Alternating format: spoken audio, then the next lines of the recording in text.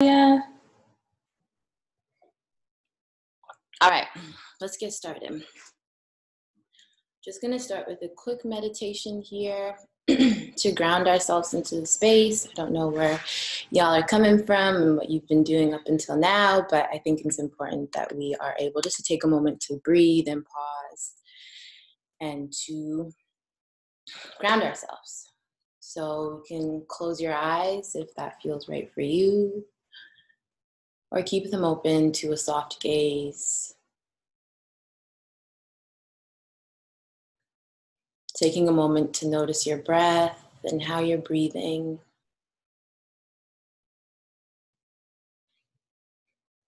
Just taking a moment here to scan our bodies and notice where we're holding on to any tension or any tightness, maybe even discomfort. So inhaling and exhaling, relaxing our brow. Inhaling and then exhaling, relaxing our jaw. Inhaling and exhaling, relaxing our shoulders. And just continuing that breathing all the way down to our toes. So inhaling and exhaling, relaxing our chest.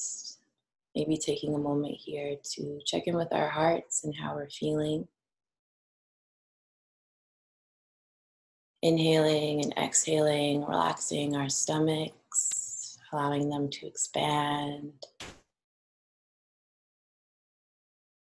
Inhaling and exhaling, relaxing our legs, noticing our knees, ankles, inviting breath into these places and parts of our bodies.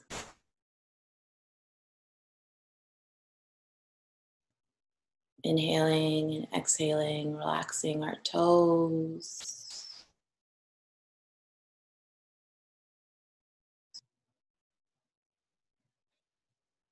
And together, taking a deep breath in through the nose and letting it all go through the mouth.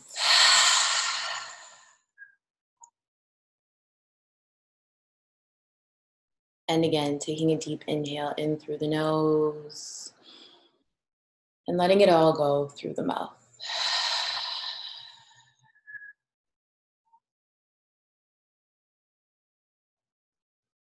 And just taking a moment here to set an intention. Set an intention for this gathering today, for these 2 hours that we have with one another. Maybe releasing expectations, allowing our minds to be open, to be curious.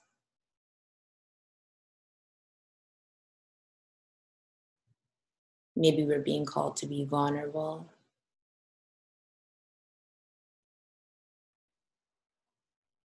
What is your intention for being here?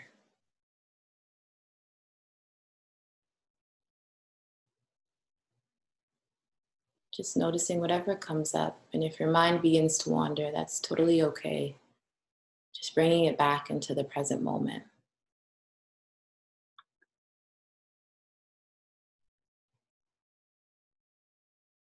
Continuing to breathe here.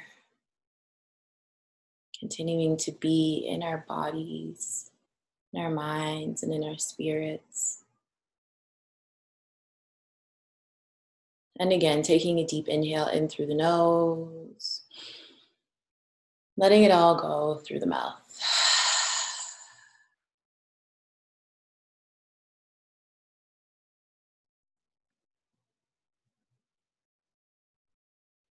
And as this practice comes to an end, becoming present back into our bodies, back into the room, noticing any sounds or any sensations that may be present. Inviting movement back into your hands and into your toes. Taking a stretch if you'd like. On your own time, whenever it feels right, slowly and gently opening your eyes, thanking yourself being in practice. Thank you. Thank you, thank you, thank you. So I feel like more people had come in. So for those of you that are just joining us, make sure you put your name in the chat, name, pronouns, and where you're zooming in from. Also, if you have a question that you would like to ask, you can put question and then the question that you're asking. And if it's something that you would like an answer for that's maybe more private, then you can also just send it to myself in the chat. So just make sure you click on where it says everyone and scroll down and find my name and then send it like that. I want to welcome all of you to Fruitful. My name is Dora Kamau. I am a 200-hour meditation mindfulness teacher. I am a registered psychiatric nurse, and I am just the holder of space. I love to do these kind of things where I'm gathering folks to have these meaningful and purposeful conversations. And especially with something like this, something that I was conditioned to believe that it's so taboo and like should be swept under a rug.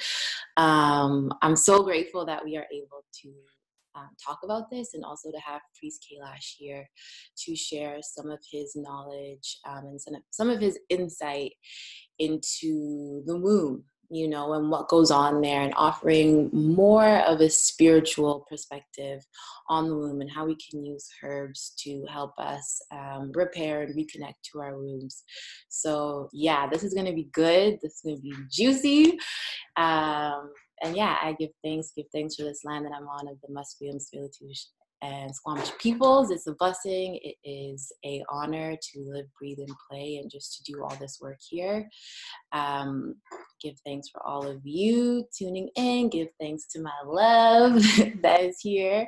And yeah, we can raise our hands when we have questions by clicking on presence at the bottom of the screen, and then possibly we can raise our hand. Oh, sorry, I was supposed to read that privately if I read it out loud. But yes, give thanks. We will do that.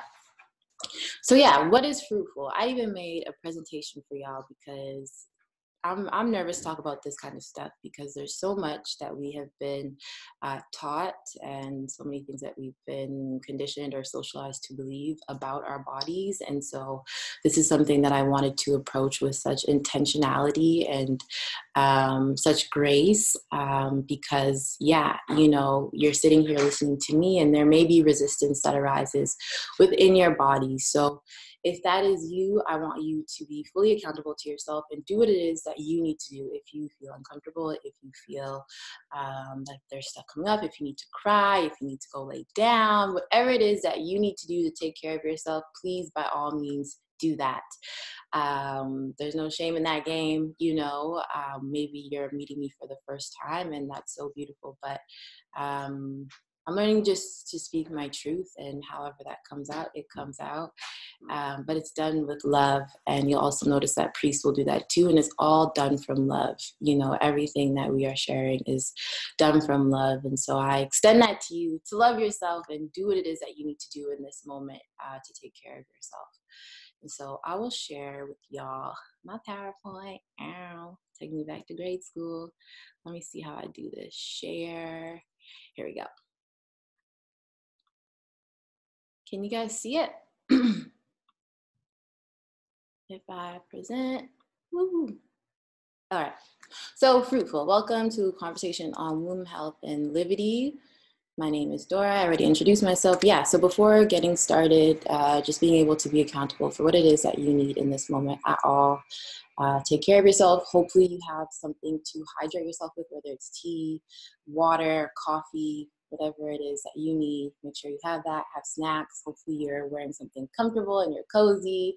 But yeah, and another thing is that I also want to recognize that, you know, I'm coming from a cisgendered perspective, which means that my perspective is that of a woman. And so for those who may not identify as women or are non-binary, please apply all of this to your own experience. A body is a body is a body. So, you know, I know health and healing does not exclude anybody. You know what I mean? We can all heal, we can all be healthy. So take everything that you are hearing here and apply it to whatever experience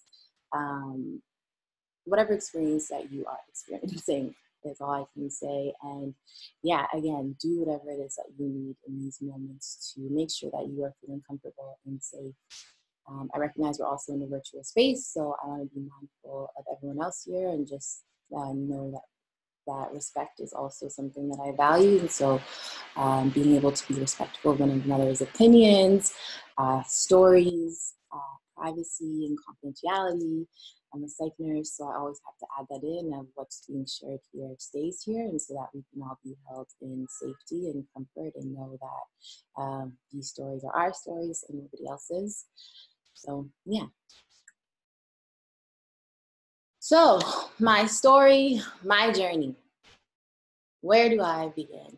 I'll begin by when I was born. And so for the first 2 hours of my life, not even 2 years, the first 2 hours of my life, I was born with an ovarian cyst. And so I had this entire mass on my stomach that was like the size of my stomach, and then I had a stomach. And so I spent the first couple of days being intubated, being pumped with all kinds of painkillers, being fasted. I didn't have skin-to-skin touch with my mom while they were working to remove this cyst from my stomach. And that is the beginning of my story and my journey here. And so as I was growing up, you know, the first time I ever had gotten my period, I was away for basketball. I used to play for a team that used to travel all around the province. And the first time I got my period, I was away. I was like 1,000 kilometers away from home. And my best friend's mom at the time had to give me a tampon. And she was basically instructing me on how to use it. And I had no idea what was going on. Like, I was just like, okay, but like, am I going to be okay? Like, so frightened, like, had no idea. And then when I finally got home and I asked my mom about it, she just told me that, okay, this is something now that makes you more likely to get pregnant. And that was the only conversation that we had. And so throughout my time of experiencing my own period, I didn't believe in taking painkillers. I never would take like Midol or Tylenol or ibuprofen or aspirin or whatever it was that I was being offered. And so sometimes I'd have to go to the hospital because, you know, I would lose feeling in my feet or my cramps would be so bad that I couldn't walk. And so that's when, you know, I started to see like, wow, okay, this is my period. This is it, you know, and I was really lost and I was afraid, but I didn't have anyone to talk to about it. I grew up with my brother, so he had no care in the world about what was going on with me. I couldn't talk to my mom about it. For those of you that have African parents, you know, it's just kind of like on the hush hush. You have it, nobody else should know. And so that's what I experienced. You know, I experienced that for a long time until I met my partner now, Akeem, who is just a light and such a source of information and wisdom. And even when I met him, I was still having quite painful periods. And for him, you know, he's such an advocate of being responsible for yourself and playing an active role in your life. And so when it comes to health and it comes to wellness, you know, he really modeled and inspired me to be accountable in everything that I was experiencing. So it's like, yeah, you know, you have pretty horrible periods, but, you know, how are you preparing yourself every cycle for your period? Like, what are you eating? What are you listening to? What are you reading? You know, and so he was empathetic, but at a point it was like, you need to be accountable for what it is that you're experiencing. And so at first, me being stubborn, I was like, oh, you don't love me. Like, why aren't you, you know, comforting me? Or, you know, why is there no support? But then after fighting through that resistance, I came to see like, wow, okay, I do have a say in how I wish to experience my period. And now, instead of being the victim of, oh, this is happening to me, you know, I grew up like this and I didn't have this and this wasn't available to me and da da da da. I'm like, I can make a choice now. You know what I mean? My responsibility is my responsibility. It's something that he's also taught me. And so I had to change my ability to respond to what I was experiencing. And so it started with me making changes in my diet. It started with me reading more about my cycle. It started with me, you know, using herbs and being mindful of the things that I was consuming, not only just through food, but through my surroundings, through my friends, and my environment. So many different changes that I had to make, because I also realized that we are whole beings. And so when our wombs are not functioning optimally, right, our whole body also isn't functioning optimally. But in Western society, we've been taught to treat everything as separate. So a womb is just a womb by itself. And if you have pain there, then that is the root cause. But something that I want to plant today is that our systems work as a whole. So if there is issues in your wombs, there's going to be issues elsewhere. And that's why we see when we have our periods, you know, they have PMS. And so our moods are affected, right? Sometimes we get acne. Other people may have bloating. Like all other things start to come up with that as well. So I really had to take a look at my life as a whole and assess it from that place, instead of just looking at, oh, it's my period and that's the only thing that's wrong with me. There were so many other things that were working in tandem with that I also had to address in my life. Yeah, so that's a bit of my story and my journey. Is this gonna work? Welcome for everyone that just joined us. Welcome, welcome, welcome. And so here's a quote from Queen Afua, who I love, someone that's also been very instrumental on my journey to womb wellness. And she says, when our wombs are restored through the steady, unrelenting transformation of our thoughts, our hearts, and our blood, then and only then will the destiny of the earth rise again. The conditions of our wombs are a reflection of the condition of the world. And that is so true. And priests also will talk about how, you know, we see how women, they'll have like fibroids and cysts, and men will have like prostate cancer, and also have the same kind of correlating illnesses, but it's only women that get hysterectomies and mastectomies. So our breasts are removed and our wombs are removed. Well, as men, they don't have any of that stuff removed. And so Queen Afua and priests as well really drive home this idea that our wombs are sacred, you know, and as women, they are sacred. And we see now in the world how our bodies are being manipulated and contorted and changed, so much so where it's like we can't even recognize our own bodies. We see like fillers, lip injections, BBLs, like all these things that are done to a woman's body, whereas men just have it so easy, you know? And so it really got me thinking of, why is it that women are always being asked to change, right? And for me, I've experienced it where it's like, we are so powerful. And if you know the power of somebody, then if you know the innate power that somebody has and carries, then at times people will try to make you powerless.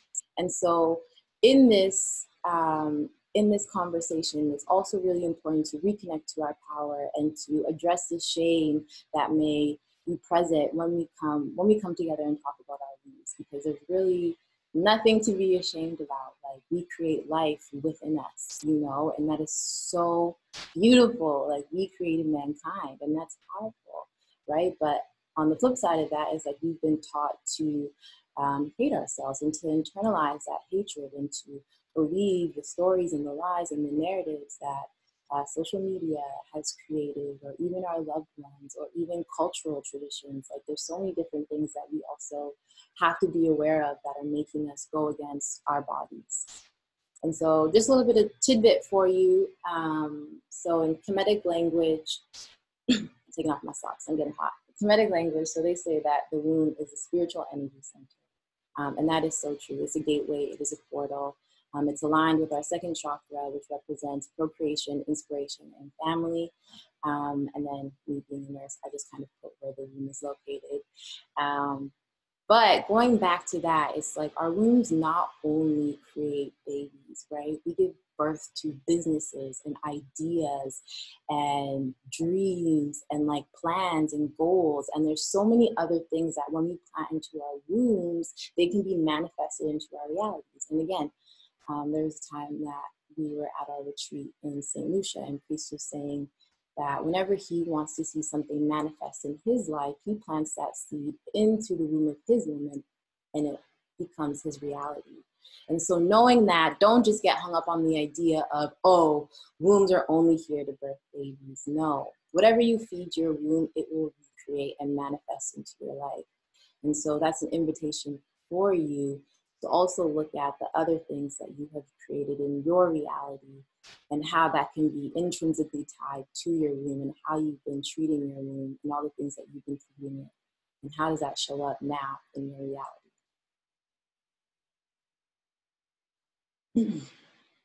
So yeah, the first question, feel free to type this into your chat of what is your story? You know, what have you learned this far in your life about your womb and periods and your cycle? What are some things that you've internalized and what have you been conditioned to believe?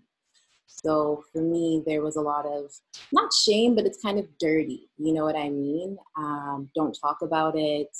Now you're just like this sexual being that can do and have sex with everyone and make sure you don't get pregnant.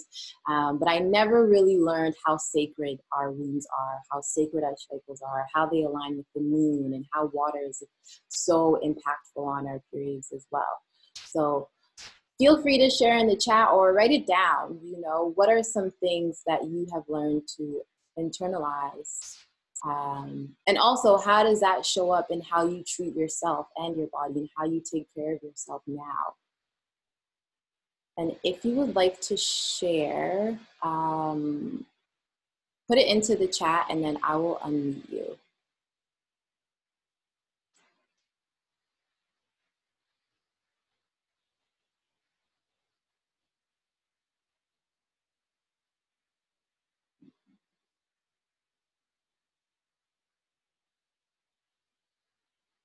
Oh, and Tash, sorry, I'm just seeing it now. I will send these out to everybody's emails as well. Does anyone want to share just a bit about their story, what you've learned, maybe things that you've internalized, or things that you've been made to believe? If you would like, you can just put a, is there a raise your hand option here? No? Okay. You can just leave a message in the chat.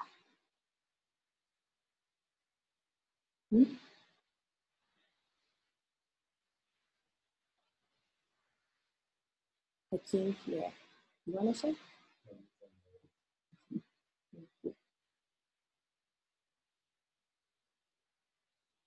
Do you need more time to write it down, or are you guys good?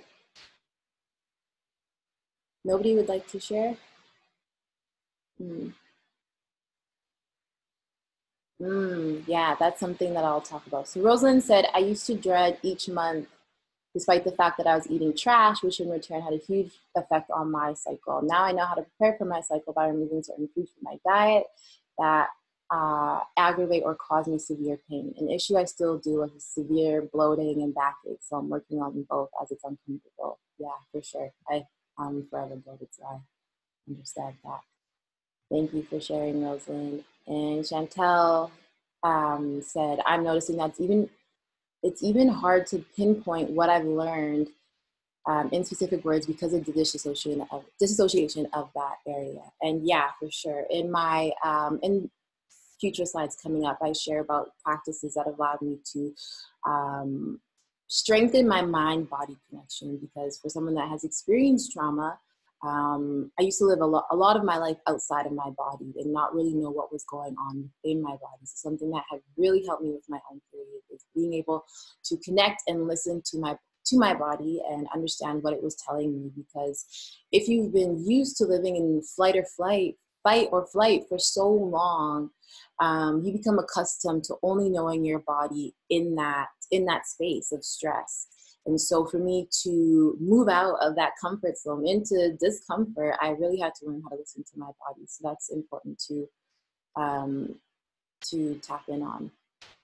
Jada. I've been conditioned to believe that my cycle was a shameful thing, something to fear and treat as a burden, not how beautiful it is, how it symbolizes rebirth, or how it's a physical reminder to shed of what no longer serves me. Give thanks. I love that. Britt, growing up, it was definitely something that was not talked about. It was shameful or something to be embarrassed of. And it's so interesting because it's like, you know, our parents wouldn't be here if we didn't give birth. You know, all these people that are finding it shameful, it's like, well, you didn't just walk into earth. You know what I mean? You didn't just arrive. You came through that same way. So I think there's often that disconnect, but I also feel like women's bodies are so sexualized where it's like we are just sexual beings and not seen as women, you know?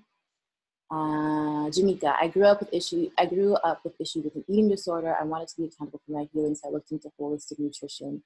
I first saw the benefits of getting high vibrational foods by way of juice cleanse. I've been hooked on striving for wellness through diet. Good things. Also, when I get drunk, I immerse right onto bottling beliefs from trauma. So I'm like, nah, stop. Give thanks. You can't see me in the chat. Okay, let me stop.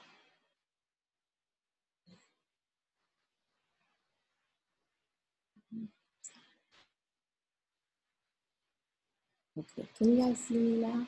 Can you see me now? Sorry, okay.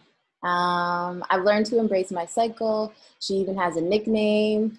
Every month when red comes, I'm reminded of how powerful I am. Sorry, technician is here. I'm reminded of how powerful I am and the giver of life. Give thanks. Narai, I want to thank you guys so much for sharing. There will be giveaways, so give, you know what I mean? Give thanks for sharing. Give thanks. Narai, I was taught that painful periods were normal in my family because of all the women that had it, so we had to deal with it. But we weren't given any empowering tools to navigate that. As I've gotten older and learning about fibroids as I developed them, I started learning how we collect energy in our wounds from trauma, and I've been trying to heal that since. Ooh, that's a juicy one, and that's so, so real. There was the post that I did with Fruitful, and I posted it on my Instagram. Priest was speaking about that and how that energy, that stagnant energy, is what causes all of these illnesses within our bodies. And it's important that when we eat the right foods and we're doing all the right things, like you also have to address the things that are going on in your mind and the things that you are holding on to, and also recognizing that trauma is passed down, intergenerational trauma, whereby, you know, you were once an egg in your grandmother. And so that gets passed down through the line. There's a great documentary called In Utero, which talks about how trauma is passed down through grandmothers and mothers and then to us. So that's something to really look into, of noticing what you're holding on to and how that also can manifest into illness. Navi said, I agree with Chantel too about disconnecting. There's so many things I've learned culturally, but also through trauma. So sometimes the only time I've heard my womb is when it's in so much pain. When I learned Ayurveda, I started to form a better relationship with my period and womb, and there's still some deep intergenerational trauma in there.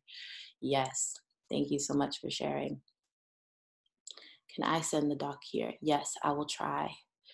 I learned that I can rely on others when my capacity is impacted by my menses. I don't have to continue to persevere all the time. Yeah, my strength is rooted in community and I'm okay with this. Give thanks. Yes, that's so important to recognize, is that we don't have to do this alone, and having the support system and sisterhood and people to lean on, especially people who aren't on that same wavelength of, you know, normalizing like harmful or painful periods, you know, and people that can also shed light in a different way where it's like, no, that isn't normal. You know what I mean? Because that stuff, why I even wanted to do this as well is like seeing so much stuff online where it's like periods suck and, you know, it's so painful and, oh man, I'm just going to eat a bunch of chocolate now and help myself and da da da da da da da. But it's like, you're not empowering people to want to be active and sovereign in their health. You know what I mean? You're making them rely on pain, you know, connecting through pain and trauma and not really addressing the root cause of the issue. And chocolate is also a sign that your body is being deprived of sweetness. So maybe on your period, you just need more sweetness in your life. You know what I mean? But it's important that we are able to find people who are going to be uplifting us and empowering us to make a change instead of remaining the same. Nisha said, when I got my period for the first time, I was advised to be extremely cautious around men. Yes, as I was now able to get pregnant. It handled a lot of fear in me as a young woman. Yeah, I believe that so much so. Give thanks. Tanisha said, since I stopped using tampons and birth control and changing my diet, the discomfort with my cycle has minimized. That is something that I'm going to share about as well in the coming slides. All right, let's get back into it. Oh, where did everybody go? Zoom is hard, y'all. Zoom is hard. Okay. Okay, here we go. Why is it only showing this? Ooh. Can everybody see? It's good for the whole screen? Okay. Akeem is helping me. Okay, what was the last slide? All right, so stress. Stress. And I speak about stress because stress is something that will impact our periods so much. Why? Because it's also based on a hormone, so cortisol, right? Cortisol can impact the other hormones in our bodies that also regulate our periods. And so when we are experiencing a lot of stress, how that manifests, especially in our periods, is through our wounds, right? So such things as endometriosis, fibroids, cysts, irregular periods, not having your periods at all, heavy periods, all of these different things, right? These are all such great factors into how our wounds will be like. And so it's important that, again, we aren't normalizing stress, because that's another thing that I always hear is that, oh yeah, being stressed is like a normal part of life. If you aren't stressed, basically you aren't being productive, and therefore, you know, your worth is being measured on how stressed you are. And so that's something that I want to break. You know, being stressed isn't ideal. Being stressed isn't how we want to be flourishing, because the only thing that flourishes in stress is illnesses.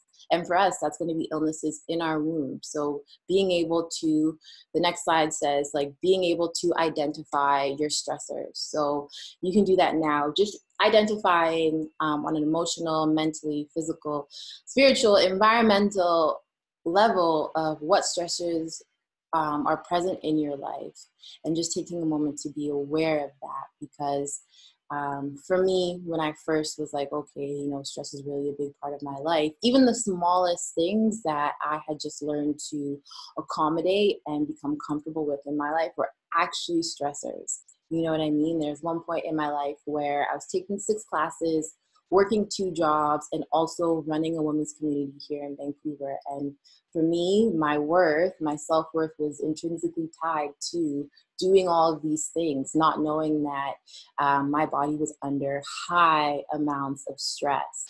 And so just taking a moment here to identify stressors in your life. So emotionally, what do those stressors look like? Mentally, physically, relationships, you know. I had to come to the fact that there's people in my life that are family members that cause me great amounts of stress. And because we've been conditioned to love your family no matter what, it was kind of like, oh man, like I'm just going to love them, but not realizing how detrimental they were to my mental health. And so, you know, taking inventory and identifying those stressors, and maybe distancing yourself from these stressors. Or when you have those stressors, like, how can you turn them into things that are going to serve you and nurture you? And that may look like cutting those things off. So taking those steps towards minimizing stress in your life is highly, highly important. So what's been helpful for me? The last couple of slides that I'll go over are just things that have been super helpful for me in my period. And so, again, the first thing was to make a commitment. And so, you know, when I first started dating Akeem, he was like, are you ready for me? Basically is what he had asked me. And I was like, yeah, like, I'm ready, you know, woo. But then I realized, and I still realize it every single day, like I'm making a commitment to myself to show up in our relationships and be the best that I can be. you know, and that looks like taking care of myself. So when I made that commitment to him, I also made that commitment to myself of being ready to undo and unlearn all the things in my life that were no longer serving me. So what has been helpful for me is making a commitment to making a change, making a commitment to be aware, making a commitment to wanting to better myself, making a commitment to my future children that I don't even have now by healing my body and healing these wounds that I have within me so that they don't have to grow up with that burden of having to heal themselves now because I never took the time to heal myself. So it started with making a commitment. And then the next one is being intentional, being deliberate, being consistent, and being disciplined. Because as I was saying, and as Akeem has taught me, it's like you have to be accountable in this journey. You have to play an active role in this journey. Yes, your period just happens to you, but how you respond to how it happens is your responsibility. So it's so easy to fall into that victim role of, you know, I wouldn't say victim role, but just saying, oh, my periods are painful and it happens every month. But it's like, well, you have the opportunity to change how it happens every month. And for some people that are living with trauma, you know, there's also other things that we can do for us to be accountable, because a lot of the times there may have been sexual trauma or, you know, that kind of stuff that has happened to us that it wasn't our fault at all. But also, how can we recover from that, and how can we be intentional now and deliberate and making more conscious choices to heal ourselves. So creating a consistent routine, staying disciplined, you know, knowing your cycle, listening to your body, being very intentional with what you're eating, depending on the different cycles and different phases in your period. And the last one, again, was listening to my body. So I'm very thankful and I'm very blessed that I never ever went on to contraceptives when the doctor asked me to, because it was supposed to regulate my hormones. Never took birth control, like never took all of these things that they were trying to get me to take, never took Tylenol or aspirin or any of those things, because from young I had this understanding, like, I don't want that, you know. I also had a high tolerance for pain, but I just knew within myself that I didn't want to go down that road. But it's important for us now to bridge that connection with our minds and with our bodies to understand, like, what feels good for us. Someone had mentioned that they stopped using tampons. And so I recently had just stopped using them as well and switched to more natural feminine products. And when I got stuck somewhere and all I had was a tampon, I could literally feel my body like shrink, you know, and it was in pain. And so that was like a message to me, is like, okay, take it out, find another way to do this. And then when you get home, you can take care of it. But I'm just learning to listen to my body because it has so much to tell me. And sometimes it knows better than me, you know? So being able to listen to your body. Tip number 1, this is a great tip, beautiful tip. Don't wait until your period starts to take care of your womb and then stop when your period ends.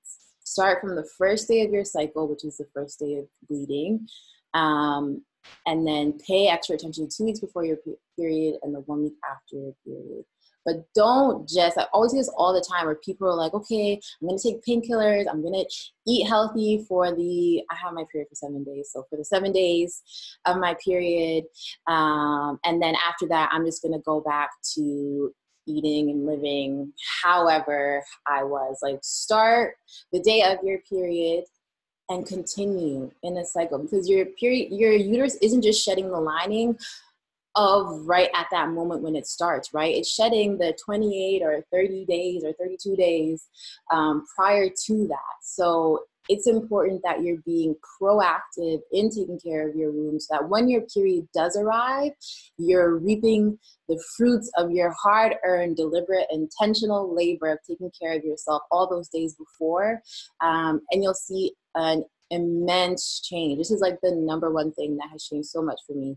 You know, eating healthy foods, eating foods that are nutrient dense, especially after my period, so replenishing myself, yoni steaming, which I'll talk about later, being able to rest, doing different types of yoga and stretching, depending on what day it is and how far along I am in my cycle. So don't just wait until you have it and you're like in pain, because I think that's something that we've also been socialized and conditioned to believe. It's like you have to hit rock bottom before it's time to make a change in your health, when you could be proactive and stop it before it happens. So making sure that you're starting right away and not just waiting until it gets like unbearable. And then some other tips. So keeping track of your cycle. And this for me was also very important, of knowing, say like the follicular, ovulation, luteal cycle, my menstrual cycle, like knowing those different phases in my periods, observing my moods, observing like the different foods that I was eating during those times, observing like the different activities that I was good at during that time, like really getting to know your cycle and knowing what to expect. And that will allow you to also take better care of your womb during that time. So the period app that I use is called Flow, and that one will track your cycle. And you can even put like maybe when you've had sex, maybe you've had like tender breast, or like different things throughout your cycle. It will allow you to track that in there, so you can go back and look. And maybe your period is late, so then you can look and see like, oh man, I was under high amounts of stress then, so maybe that's why it's a couple of days late. So being able to track your period. Before there was apps, I had a period diary, so just writing down again when my cycle started and when it stopped. And then the self-observation, like I was saying. So knowing yourself within those different cycles is so important.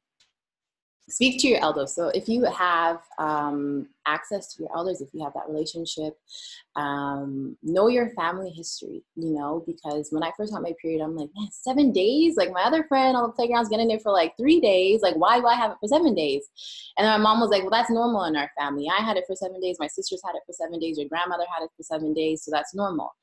I was like, wow, this sucks. But it was just good to know, right? Another thing, recently I had just asked my mom about my grandmother, and she talked about a lot about how there was trauma in my grandmother's life, and you know how my grandmother was like kidnapped by my grandfather in her village, and she was pregnant with my mom at the time. And like I had said earlier, like that is passed down intergenerationally. So if you have access to your elders, or even an aunt, or anyone on the maternal side, of just getting to know your family history, because that can also be helpful as well, especially if you plan on giving birth. Again, my mom told me that all of her children were conceived through C-section. So, okay, now I know, and I'm aware of that.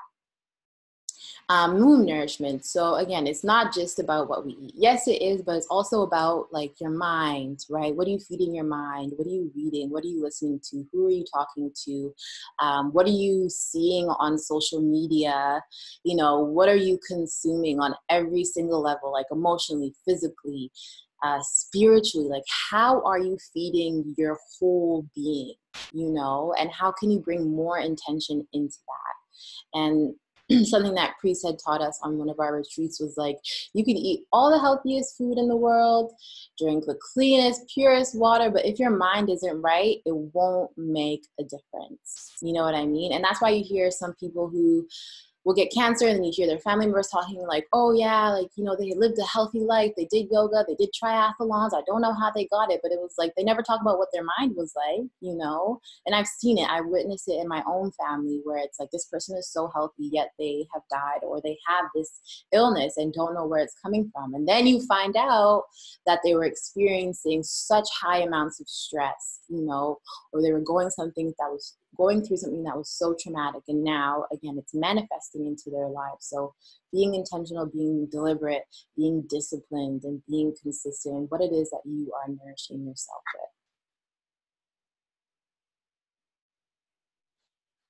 And again, knowing yourself. So knowledge of self isn't just knowing what it is that you like and what your favorite color is and the type of foods that you like to eat. It's connecting to your body. So knowing your body. And that's something that I also had to relearn, because for so long in my life, it was just like, you're a woman now. You have your period, you have breasts, like watch out, men are going to come after you. But there was more to than that. And so I had to repair that relationship with my life, with my body, sorry. And I did that through yoga and stretching. So for the last like 9 months, even before COVID, I stopped going to the gym because I wasn't seeing any benefits. It was really just keeping me in like fight or flight, to be honest, and making me exert a lot of energy for no reason. And I wasn't benefiting from it. And so I started doing and practicing more yoga, and really getting into my body and noticing where stress was still lying in my body, lying throughout my body.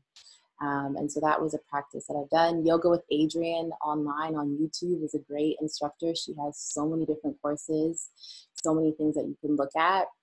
Another one was meditation. So body scans is something that I love, using compassion practices during my period, affirming myself using affirmations. I love my body. My body is beautiful. You know, I honor each cycle in my life. Being able to affirm yourself and to feel good in this vessel that you have been given in, you know. Breathing techniques, so deep belly breathing is a game changer. Just breathing intentionally into your lungs, expanding your lungs and allowing your belly to expand as well, which in turn will stimulate your vagus nerve, which is it's signaling to your body that you are safe. So I encourage you now just to even observe how you breathe on a regular day and see if you can breathe into your belly deeper. Because a lot of the times, one, we forget to breathe depending on what we're experiencing in our days, or we're breathing very shallow. And Akeem was the one that told me, like, during my sleep, I sound like I'm dying. Like, I don't even sound like I'm breathing. And so that was something that I really had to work on, was, okay, let me learn how to breathe again. Next thing, so yoni steaming, and I had posted this on my Instagram, and that's how this even came to be, was this idea of yoni steaming. And so what yoni steaming is that you're taking a mixture of herbs, depending on where you are at in your cycle. So for me, I do it, I try to do it 1 or 2 days after my cycle, so that way I can clear out any old blood and residual stuff that is still in there, and replenishing it with nutrients. So you're steeping the herbs into a pot. When I was in St. Lucia, we had it like in these big yoni boxes. It was so amazing, but for many of us, we probably just have to use a pot and then just squat over it. But using a towel and just allowing that steam to rise up into your yoni. And it is so beautiful. It's so releasing.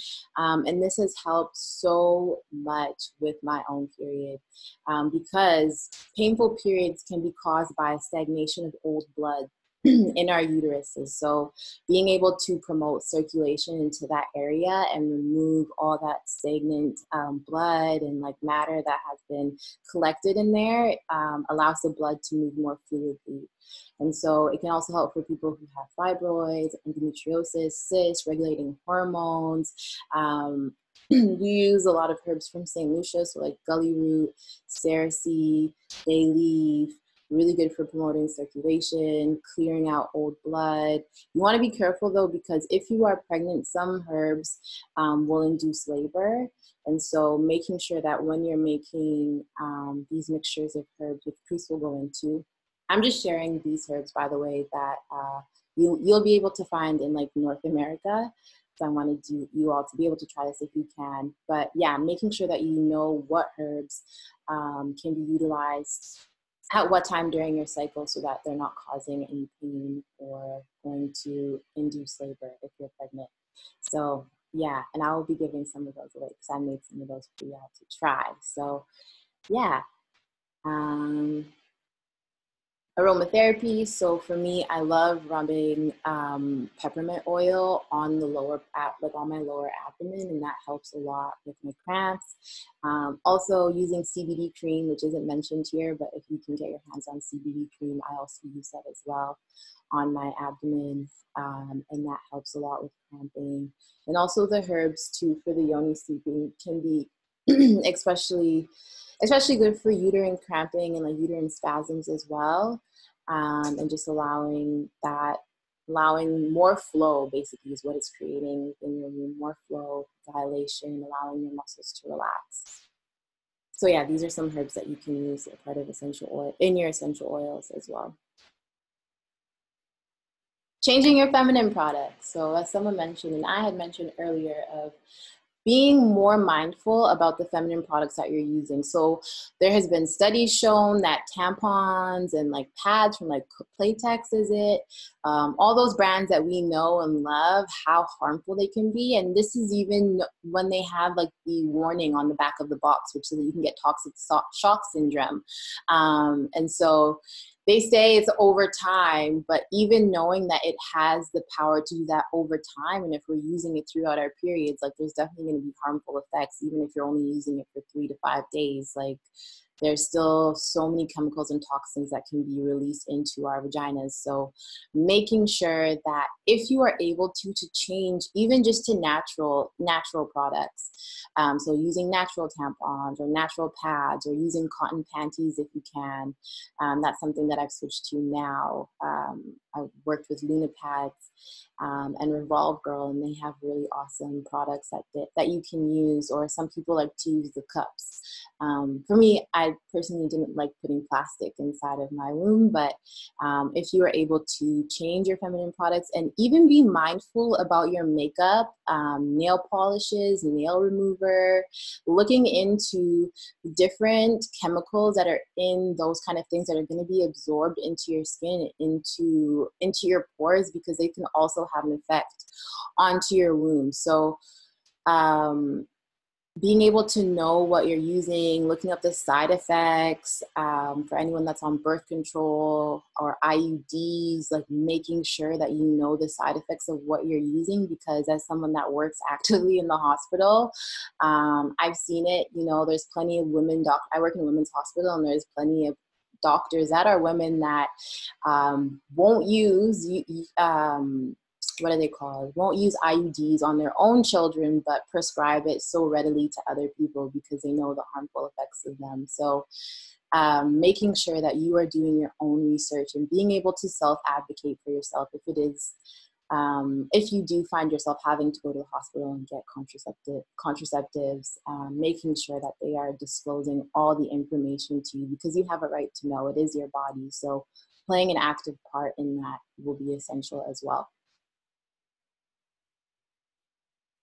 And yeah, that's all for me. This will be a course that we are working on with Priest and with the team to make it very, very, very, very, very full and more detailed and more personalized. But we really wanted to open this discussion up for people to share their experiences and have a space to talk about these things and to have questions answered, because it is important, and I recognize that it is something that is still seen as like, should be treated as like being hush hush, you know, and don't talk about it, and it's gross. You know, you still see on Instagram how they will censor certain images about women's bodies, even breastfeeding, you know. So being able to be more empowered to take an active role in our health and in our womb health, and not being afraid to talk about these things. And if you've learned something today that you can share with a friend, then by all means share with them, because the more people that know, the more change we can create. So yeah, I'm gonna allow you guys to take a break if you need to get up and stretch, and then Priest will be joining us shortly, and we'll be sharing all the knowledge, all the knowledge. It is such a blessing to have him here. He has been just so life-changing in my life and in the team's life, and so I'm really, really fortunate to have him here. We are all really fortunate, and give thanks for his presence. Amin said, can the yoni steam be done beforehand? Yeah, it can be done beforehand. I just use it after my period so that I can cleansing out things, and my period is more regular now, but you can use it beforehand as well, definitely. Maybe like a week before your period, you can use it then. And with that, try using it at night and just going to bed afterwards. Don't be walking around, because spiritually you're open and you're susceptible to things. So just making sure that you're able to go to sleep afterwards, and allow those herbs to work their magic. Sponges are great too. I've never heard about sponges. Good thanks. Good thanks, Mika. All right, let me find Priest. Does anyone have any questions, by the way?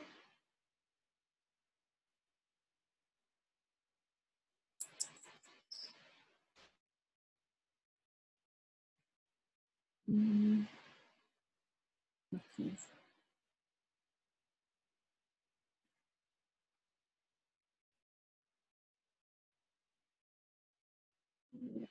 Let's see. Can I make him the host, please? Okay. Bless the love, priest. I'm gonna unmute you now.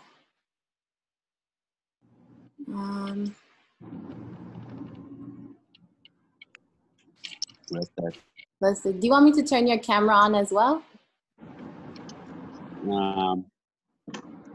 Yes, we can. Okay. I think it will invite you to start your camera. All right. But I'll put it on when we're ready, right?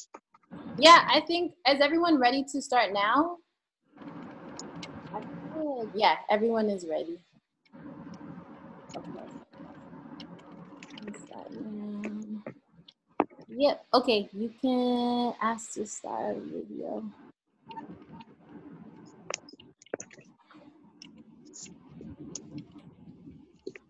Yes, give thanks. Give thanks. Definitely. Yes, Empress Dora. Blessed love. You hearing me? Yes, we can hear you loud and clear. And you can see me too, right? No, it's facing the trees. Well, that's good. All right, give thanks, definitely. I mean, we do give thanks for life and a mighty life giver, and I give thanks for being with you all in this space. Give thanks for the woman coming together to actually work towards uplifting themselves, because it is very important for women to take the first step towards self-upliftment, because it is for their own benefits. It is always important to do for you what is best for you. That is unapologetically. And when you could anchor yourself in that truth, it's a truth, it's a fact that even if you're on a plane, the air hostess will say, in case of an emergency, oxygen mask will be deployed. You put it over your fist first, and then afterwards, if you have a baby, a 1 month old, a 2 day old, or 3 days old baby, you put it on afterwards. So most times we will seem to think that, okay, all right, you should put it on the face of the babies first. So if you have one spoonful of food, you might feel obliged to actually give it to the baby or give it to somebody else, and then you stay without. But that's not the truth. The truth is that you're supposed to administer that to yourself first, whereby you being the source would then have the capacity to actually assist anyone else. So we give thanks for the foundation, which is the self-love, being able to fully love oneself. And the only way that you could begin to love yourself is to understand yourself, is to understand the science of yourself. How do you operate? What happens within your physical structure? All right. So then if you have no idea, no knowledge of exactly how it is your physical structure functions, then how is it that you're going to be able even to begin to love yourself? What are you loving? Oh, priest, I love myself. What are you loving? Who are you? What are you made of? What happens when you breathe in? What's happening to your cycle? What is happening when why is it this? Why is it that? What happens when, when you're happy? What happens when you're sad? So to be able to love something, you must have a thorough understanding of that thing. So even in the foundation of love, and which is the self-love, you must take a time out to know exactly what you are, how you function, how your physical structure actually works. So even in my little time, I'll give you a very quick scientific outlook of the human's physical structure. Because most times in contemporary science, when I went to medical school, I was taught subjects differently. So you taught pharmacology, histology, embryology, physiology, and you taught the sciences differently. So then you begin to look at the physical structure less than a one, and you start to look at it as a segmented piece of a puzzle. But in higher learning, when it comes to the full understanding of yourself as a woman, you must fully understand that you're not just the physical casket or the case. You know, the physical flesh, the bones, the teeth, your hair, and everything is basically an outward manifestation of what you have on the inside. The woman is the only being with what you call a mitochondrial DNA, right? And it is that is the mitochondria is specifically a part of the cell. And you know your cell is the smallest structural and functional unit, but the mitochondria is the powerhouse of the cell. So if you have trillions of cells, every single cell, you know, except your red blood cells, you know, won't have large quantities of your mitochondria, so the powerhouse. So within the powerhouse of each and every one of the trillions and trillions of cells you have what you call DNA, and that is only in the human. And they call it mitochondrial DNA. So if you have to trace your ancestry, where you come from, how far back you go, you must begin from the woman. So there you go, the value of the woman.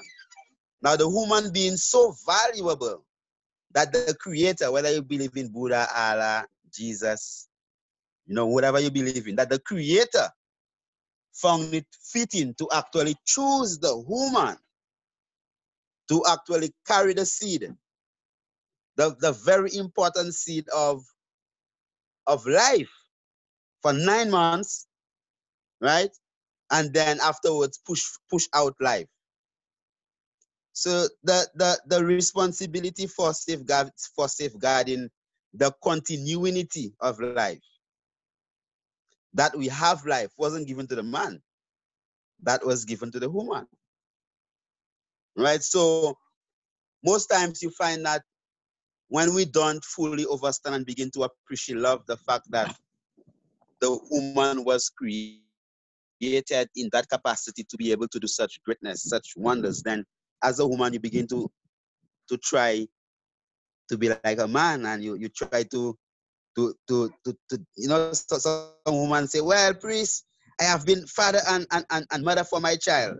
You cannot be father and mother for your child. You could only be father for your child as a woman. No? Everybody agreeing that no, Empress Dora, you cannot be father for your child. You could be mother for your child. You have to listen, right? You could only be the mother because that's what you have to offer to the child. The father have to come from a male figure, right? So the woman is so concerned about proving a point, right? Of being strong and being this and can do this and could be independent and could do that she forgets her most powerful attribute, that of just being a woman. Being a woman is enough. You know, you have nothing to prove. You know, you've already been chosen by Creator and creation to carry out the most important task, right? So you have to glory in that, and you have to say, well, yes, if it is that I can be given the task to have a life, to take care of life, and after I push out life into the world, I still have to breastfeed life, whereby the baby literally sucks out of the breast of the woman food. Can you imagine that? That a being, actually a woman, having a baby sucked out food out of a breast for 6 months. After you've nourished them for 9 months or 6 months, some people are, yeah. My Empress breastfeeds for over a year. My son is over a year and he's still breastfeeding. So let us give thanks for the woman, right? And every woman's supposed to say, you know, give thanks for the woman, right? And then I still don't see any Empress Dora. I don't see your mouth say give thanks. I don't see Megan said give thanks. I never saw the mouth of Danielle Baker move and say give thanks. You know, you have to vibrate it. You have to vibrate it. Change the reality around you. Change the particles around you. Because remember, you know, you have particles in your space. So when you utter, give thanks, even if I don't hear, but it echoes through the atmosphere, and then you are immediately effecting change, right? So sometimes, lots of times, you know, people come and they sit down in the office and then they try their best to actually hold on tight to the disease. Not everybody wants to get healed, Some people hold on tight to the disease and their situation, right? And they make it so difficult just to say give thanks, It's a difficult thing now. So you have to convince that individual. Literally spend 10, 15 minutes speaking in a consultation just so that the individual could say give thanks. So then it's like someone is drowning and then you're sending them a rope and they're asking you what the rope is made of. So you have to convince them to actually save their own self. Right? So you have to be so urgent about your own salvation, about saving your own self, and about coming out of the mess that you are in. Right? That you quickly embrace the truth. So I mean, so you have to give thanks for the woman. So if it is that you look in yourself and you see, well, okay, for true, man, wow, well, the woman is powerful and strong. Oh, give thanks for the woman. Give thanks, I am a woman. Then at least you on the right step, So understanding that, the love that the woman supposed to have for herself, as she begins to understand herself, then she begins to know, well, look, that her thoughts, even before she eats anything, before you say, well, I'm a vegan, oh, I don't eat this, I don't eat that, I'm alkaline, whatever, right? It all begins in your thoughts, right? That's where the foundation is. If you could control your thoughts, you could control your reality. The mind creates, period. All right, so no matter how alkaline you think that you're eating or how vegan you think that you are, if you have a bad mind, like evil and wicked thoughts, now it might surprise you, that the majority of the people in this forum have some pretty terrible thoughts in their heads. I'm talking about some real evil thoughts, some terrible thoughts. I'm telling you. Now, when you really cannot control your thoughts, that means that you are depressed. So you cannot say, well, I am happy, or sit down and just be in a happy state, or just control how you respond to how someone behaves with you, or whatever it is. If it is whenever you sit down and then your mind just wanders, oh, why me? I gave all my life to this person. Look what he's done. Oh, I've done so many things to my brothers and sisters. I sent them to school. They've never said thank you. And you go on and on and on and on in your mind. And you cannot control your thoughts, and your thoughts just run away. That's what you call depression.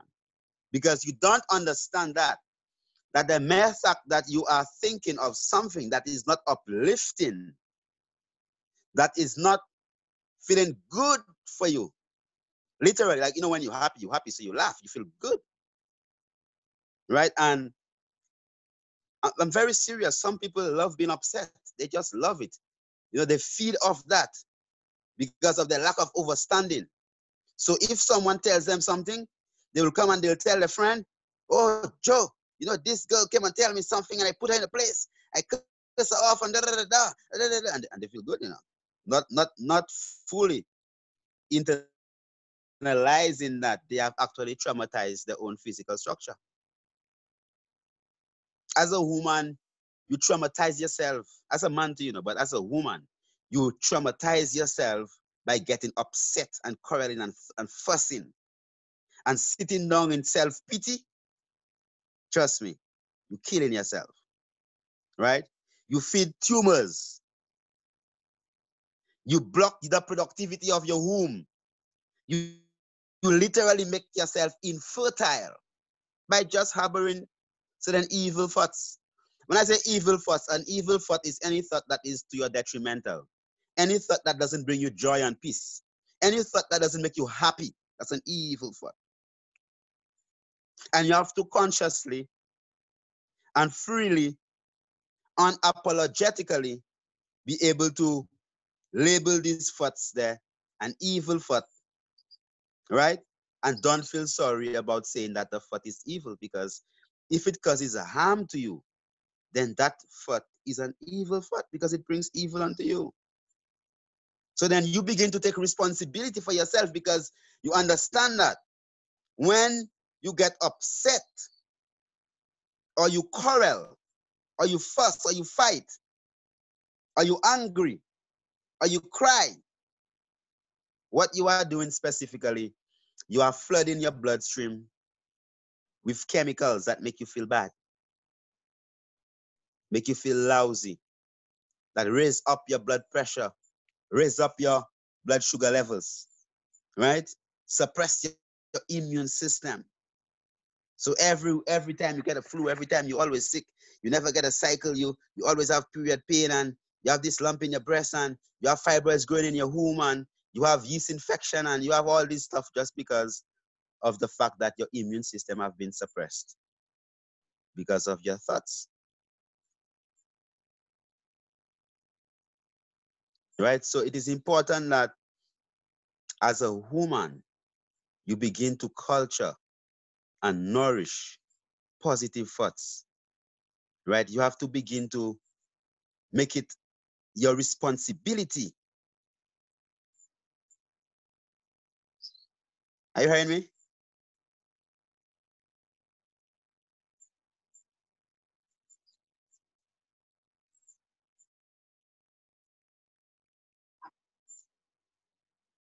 Give thanks. I see everyone go silent, so I wasn't seeing some beautiful faces. Empress Dora is gone, and okay, give thanks. Yes, you're hearing. So at the end of the day, when it is that we are nourishing evil thoughts, trust me, Yes, sister. I give thanks for the reminder. Evil thoughts. Any thought that doesn't bring you good is evil, and any thought that makes you cry and make you sad and make you worry and make you wonder and make you upset, that's evil. So we begin to nourish positive thoughts, because why? It raises up your cortisol level, which is your stress, the stress hormone that actually suppresses. Cortisol is a stress hormone. The majority of the hormones are what you call steroidal hormones. That means that they come from cholesterol and they come from the same pathway. So you have cortisol, prednisolone, progesterone, estrogen, testosterone. All these specific hormones actually come from the same pathway. So when you stress as a woman, you literally rise up your cortisol level, the stress hormone, that automatically results in an increase in your level of estrogen, which is the female hormone, and also leads to an increase of testosterone, what you refer to as the male hormone. So the majority of women would begin to develop broader shoulders, grow facial hair and chest hair, and having irregular periods, or not seeing a cycle at all, just because their bloodstream is overflowed with male hormones. A lot of women who will actually grow tumors in their breasts and grow fibroids just because of the estrogen dominance caused by the high stress levels. So when you begin to know yourself and you begin to understand what fats can do to you, I'm not talking about eating healthy. I'm not talking about I'm living in a nice house. I'm just talking about what is in your headspace. When you begin to control your thoughts, you begin to control and become a master of your own destiny. You begin to become your own master. You could decide where you want to be now, where you want to be later, and anything. You could do anything that you want to do by just controlling your thoughts. So as a woman, very important. I'm not talking about eating, drinking. I'm not talking about yoni steams. I'm not talking about womb cleansing. All these things there is secondary, right, to the fact that you must be able to control your thoughts and have a positive thoughts. Because when you do that, every other thing is like a simple a toy. So eating healthy is nothing, because you have positive thoughts.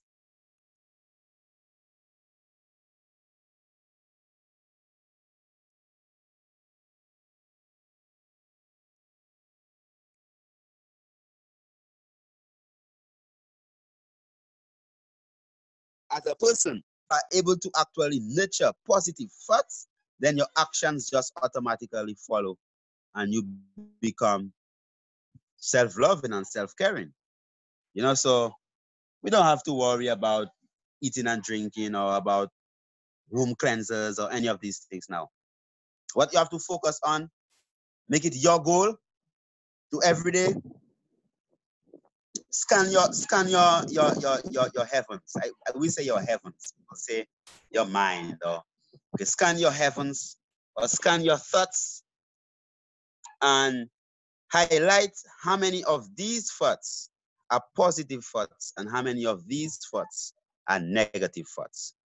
So let's say you have, out of 100 thoughts, you have 80 evil thoughts, self-hating thoughts, self-killing thoughts, suicidal thoughts. Sometimes when you tell people they're suicidal, they say, boy, priest, that's a strong word. But I mean, it's obvious. I mean, if you repeat an action every single time that leads to your own detriment, that means that you're a suicidal being. Right now, I'm sitting right over a window.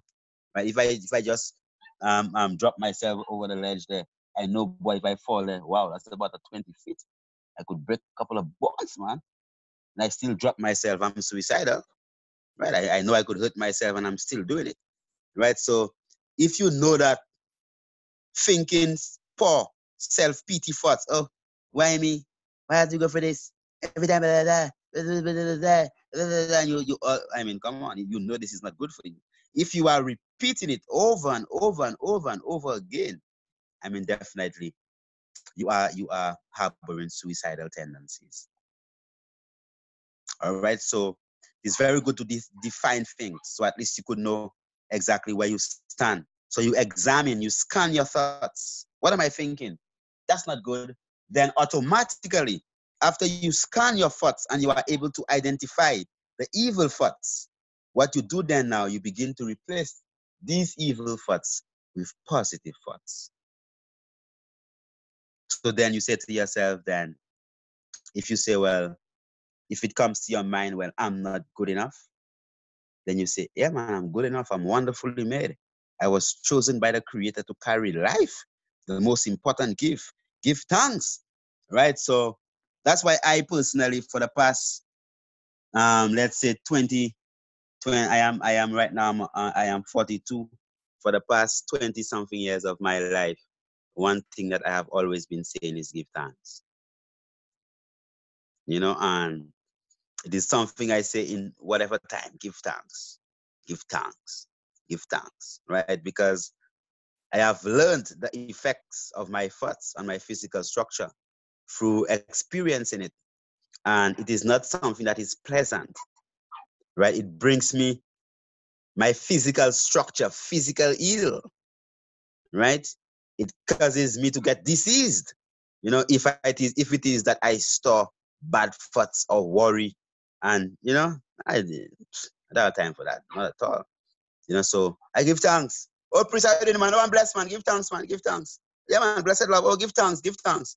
Right. So at the end of the day, automatically, you know, because it becomes something that you reprogramming yourself. So when someone asks you how you doing, you always have a sad story.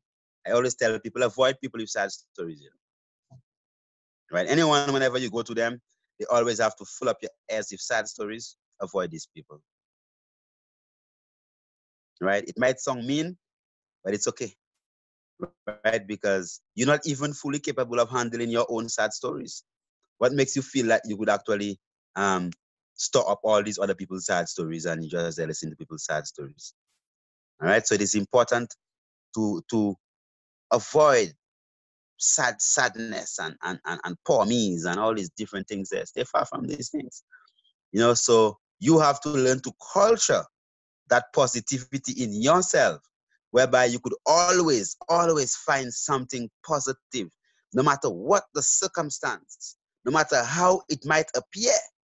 The most important thing is your perception of it. So it might look like you are in the worst situation.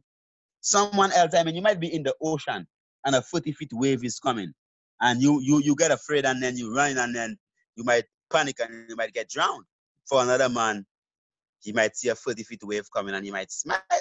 He'll run for his surfboard and he'll jump in and try and catch that wave. And he gets the biggest thrill of his life in that 40-foot wave that you were afraid of. And because of your fear, you panicked and drowned. You know, so everything in life is perception. You must fully understand that. So you must make it your responsibility to purge your mind, purge your heavens of all evil thoughts. All evil thoughts. Trust me, this is a continual task, right? So this is homework that you have to be doing even if you're not at home. You on the work, something happens on the job and something happens, you always try to maintain the positive thoughts. Why? Because you self-loving, you loving yourself. Not because whatever the person might have done to you is good, just because you know that, right? If you think of it in that evil sense and you take it on negatively, what you are doing, you are actually harming yourself. So you understand that being able to receive that situation, right? Whatever it might be, just remember, if you're up, right now, I'm up on the ledge. So I'm looking up. So I'm seeing the tops of the pawpaw trees. I'm seeing pawpaw. I'm seeing all these different things at the bottom here. So I'm seeing, I see pawpaw down here. I see this nice jamun tree. Okay, I'm seeing a banana tree. I'm seeing some ripe pawpaws on that tree. Okay, I'm seeing the shades of the sunset over there. That's my perception, right? But if I were to go down at the bottom and look up, I'm only seeing the sky. I'm seeing the roof. I'm seeing under this. I'm seeing that. So everything is changed.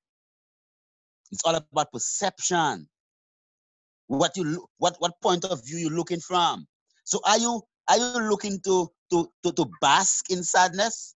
Are you looking to bask in poor-me-ness? Right? Right? Or you are looking to embrace yourself and live a happy and a fulfilling life? Are you looking to be happy? So if you're looking to be happy, then all evil, unhappy thoughts, let it go, man. Oh, whatever. Then you let it go. You begin to think about something uplifting, something positive, because you want to nourish positive thoughts within yourself. So definitely, to me, that's the most important step.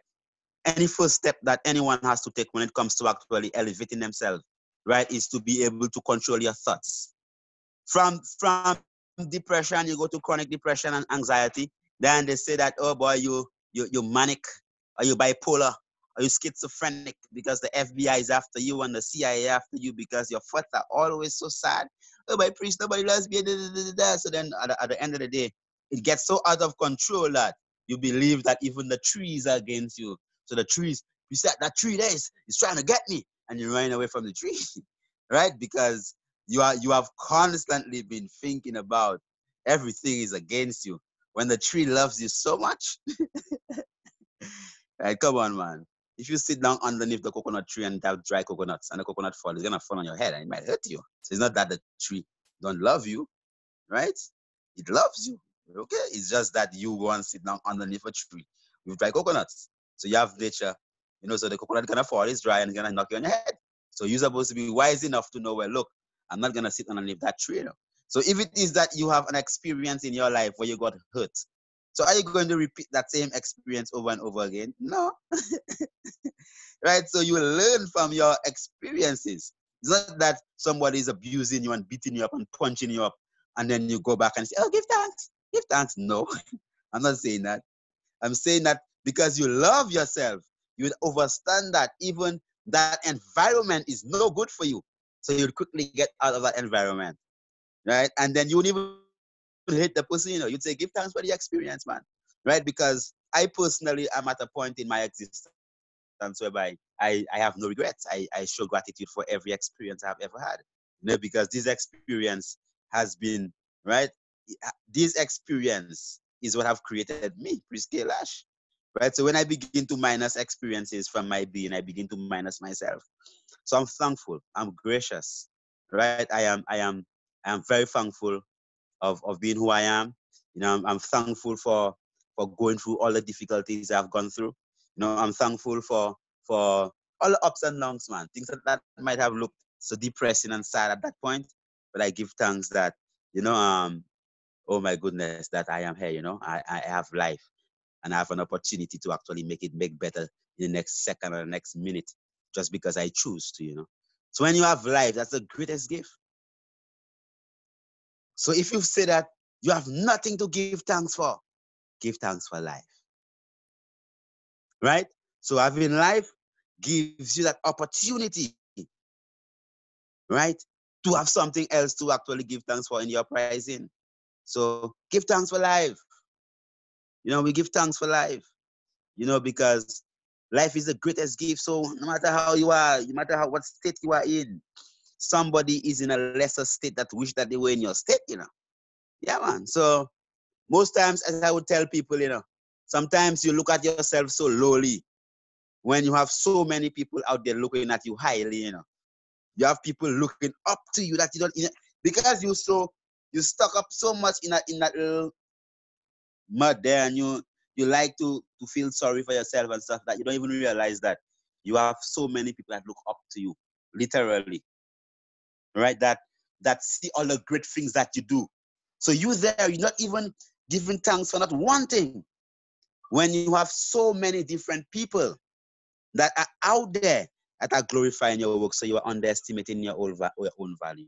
Learn to value yourself. Self-value. They say self-praise is no praise. I don't believe in that.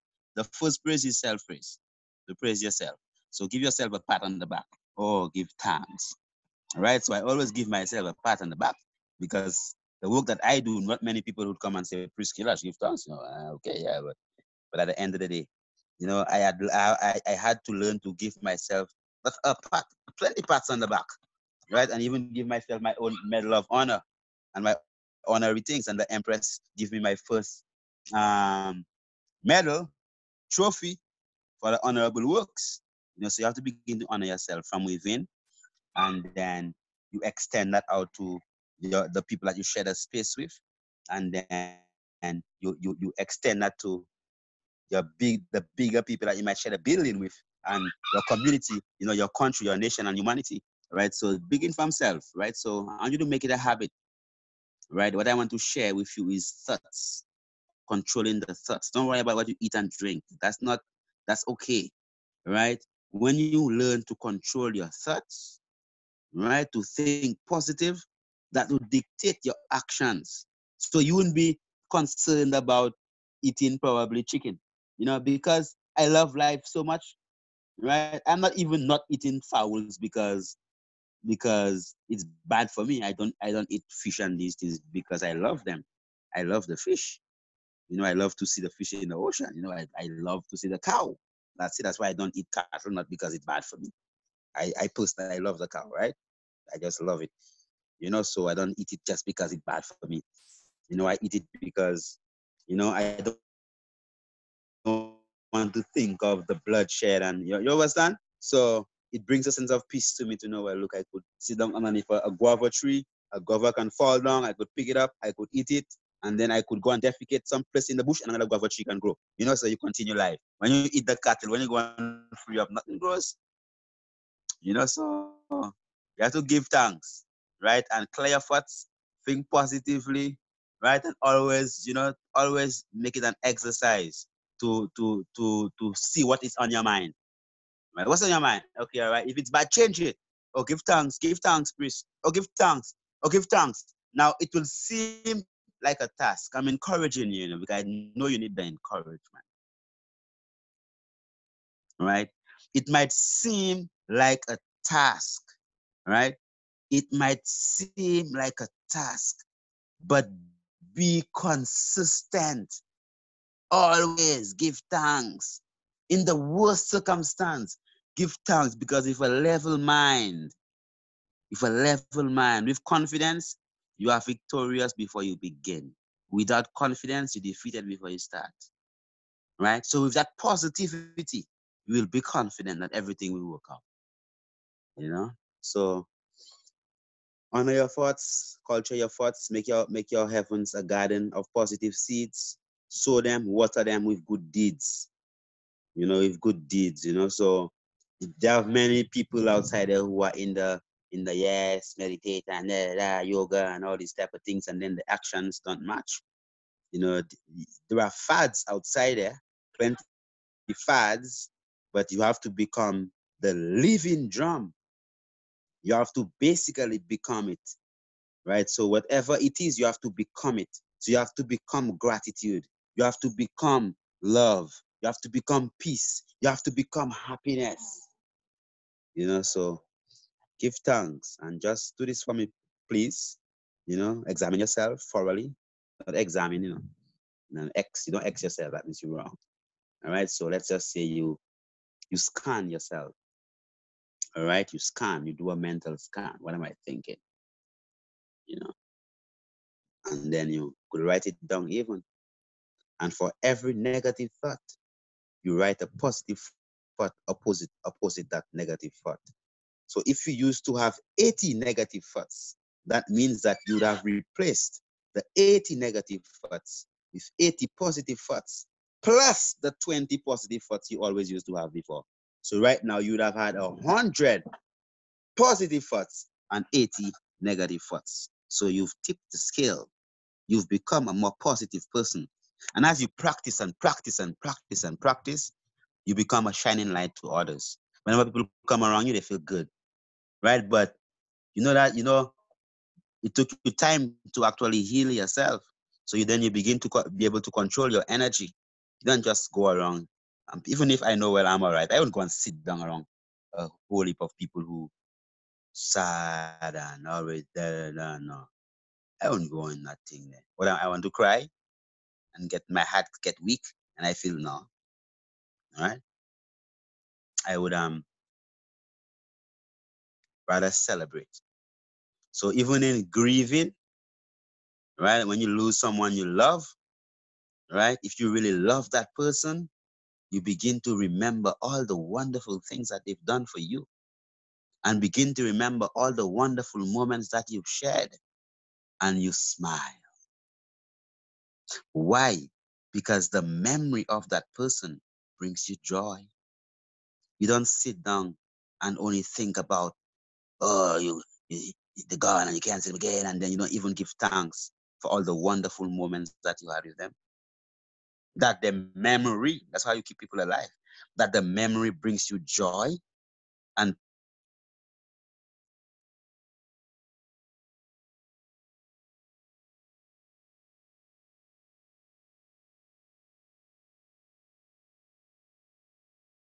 your ancestors, you doing, when you think about them, you crying and you sobbing and that. Oh, give thanks, my Lord. I had a wonderful moment with the eye, give thanks to all the wonderful things you did for me, Honorable, I full enjoy that moment where we spent together. I give thanks, and then you make that memory of that person something positive and celebrate it. Because if you sad and you cry, you're not going to bring the person back into that realms. If you are positive and you are happy and you demonstrate gratitude, that means that memory of that person would only be associated with goodness in your life. So when you think of that person and you say you think of the ancestors, it brings you joy and peace, not sadness. So I give thanks for all my ancestors, all the people before me, all my loved ones, right, who have gone through the underworld, your mentor, and the hats have been weighed against a feather. I give thanks, right? And definitely I give thanks for everyone here that has listened and have shared the space with me, right? I know probably you were thinking that you're gonna get some type of a scientific or herbal lecture, or use parsley juice for that and use that to treat that and use this to treat now. No, I feel it's important that you work on the thoughts. All right, so I give thanks. If there are any questions, I think I have about a chair empress, host. I feel that if there are any questions where that might be dealing with people's more particular issues, and it might lead into the knowledge of other things that other people might want to hear of. So I would give the rest of the 19 minutes to that. Bless the Blessed love, love, give priest. thanks. Thanks. I want to read out a question that is here. I wanted to know what rituals, herbs to take to prep for our cycle to avoid or calm hormonal acne and cramps. Okay, give thanks. But I say the first thing is to have positive thoughts. Are you hearing me? Yes, I can hear you. Did you hear the question? I heard the question, my honorable sister. Right? I heard you ask some herbs for acne and for cramps. Yeah, hormonal acne and cramps. Yeah. So as I was saying in that long speech I gave, that 70% of the extra estrogen that a woman gets comes from her thoughts. Mm. And acne is caused by estrogen dominance. That's why when a woman enters into puberty or adolescence, when they have that surge of estrogen, that's when they initially develop acne, right? And just before a woman begins her cycle or actually about to conceive or give birth, right? What happens is that there is that surge of estrogen to actually increase the contraction of the womb of the woman. So the cramps basically is an increase in the contraction of the womb of the woman, right? And sometimes also the cramps would come with pain because a lot of women would have what you call anemia. So because of low iron levels, right, you would find that they'd have plenty cramps because of a lack of oxygen within the walls of the womb. So we tell a woman red raspberry, very important, the red raspberry herb.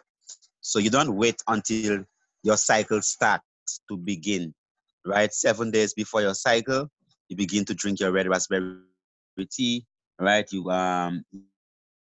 could drink your vervine. You could also use in the evening now if you want to calm yourself, use a sour sop leaf tea to calm you, to sedate you, to actually make you rest. And also the bay leaf. So you begin to drink the bay leaf tea probably about 2 to 3 days before the cycle. So it helps to allow the blood to flow, right? So your flow would be smoother, so you'd have less need for cramping. All right, so that's very important. But what you're looking at is to boost your iron levels 7 days before your cycle start. All right, and as we said, with the if the acne is estrogen dominance, and if you are 31 years and you have acne, that means that you are at high risk for fibroids, you are at high risk for polycystic ovarian syndrome, you are at high risk for breast cancer, you are at high risk for diabetes, and you are at high risk for ovarian cancer. Just because at that age you're not supposed to be so estrogen dominant. So you'd also be experiencing sensitivity in the breast, right? You'd be experiencing pains around the womb area. You'll be experiencing plenty of different things just because of high levels of estrogen. All right, so the acne is a symptom of estrogen dominance. So is the increase in the cramping, but you add to that iron deficiency. All right, so the red raspberry, positive thoughts, positive thoughts, positive thoughts, positive thoughts. Try to nurture that to actually help to keep down the level of cortisol, and you could increase your level of serotonin. The happier you could have the worst cramps when you have in your cycle, and you got a very nice joke and you start to laugh. You forget about the cramps, right? Why? Because you're happy, so your system is flooded with serotonin. Okay, so try to nurture yourself with positive thoughts. That's very important, right? And another thing for the woman is to forgive. You have to let go, because when you hold on things, no matter what have happened to you, if you've been raped, abused, molested, beaten, let go. I mean, I'm not telling you let go the person. You don't have to forgive the person. Just forgive yourself, right? Just say, I forgive myself. It's not your fault, right? It happened. I forgive myself, right? Don't hold it up against yourself forever and ever and ever and ever. Amen. Right? It'll grow into fibroids and cysts and breast cancer. Let go. Okay? Well, you were raped. Okay, give thanks, I survived. And it's not that you're saying that it's good that a person raped you, but I mean, come on. You're going to be sad about it and you're going to cry about it. Some people get raped and then they write a book and they become billionaires, right? While some people get raped and they get bipolar and they commit suicide. You understand? It's all about perception. So embrace your reality. It's your life. Whatever have happened to you has happened to you, right? So just go through and just be happy. Give thanks. Another question here, reading from the top, is I noticed that after the last day of my period, I feel unbalanced, like my pH levels might be off, and there's a bit of discomfort, and that a yeast infection feels like it may be coming on, but it doesn't. I don't use tampons. I don't use period underwear. But she uses period underwear and liners. But would yoni steaming also help?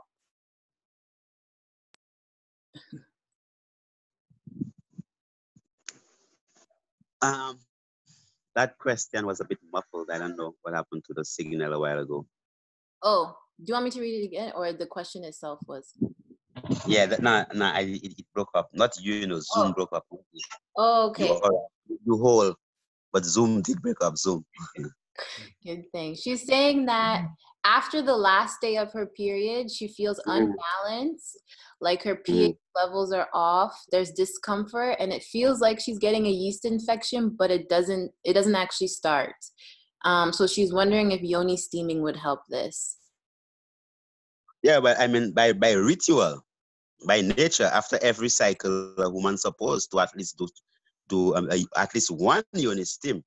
But the best thing would be 3 yoni steams, or even 7 yoni steams, because after you have your cycle, you have the whole aspect of, because remember, the first day of bleeding is basically what you would call the degenerative phase of the cycle. That is day 1, when you really start to hemorrhage. So what that means is that the inner lining of the uterus, which is that spongy layer, what they call an endometrial lining, which has thickened as a result of an increase of estrogen in that period here to prepare for a fertile egg. This literally has to be broken down. So you're talking about pieces of flesh, right, being broken down inside of you and actually coming out. So you have that cleansing process, which is a holy process. So when they say a woman is unfree at that time, it's a process whereby, I mean, spiritually, where the woman is actually shedding blood, as they would say, for the remission of sins, whereby the woman is responsible for bringing forward that balance back into earth, that into creation. So as the inner lining of the womb breaks down, going through that process, what's going to happen after 7 days? You're still going to have remnants of that breaking down, or that shedding off, or that cleansing, right?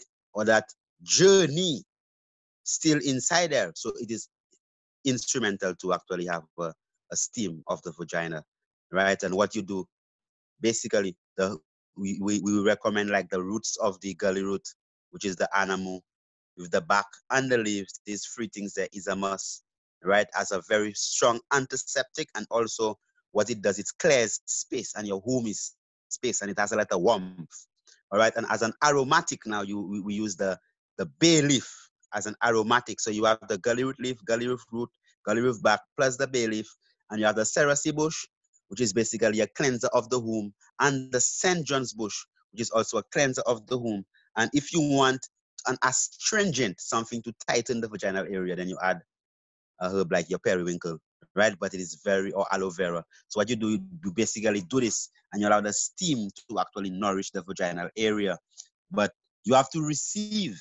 That's why you have to forgive. So even if you're going through that process and you have not forgiven, you have not released, you're not one with yourself, you won't even be getting the full experience, because the womb, the steam is entering into the womb.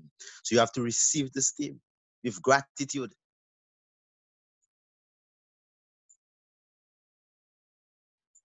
Give thanks.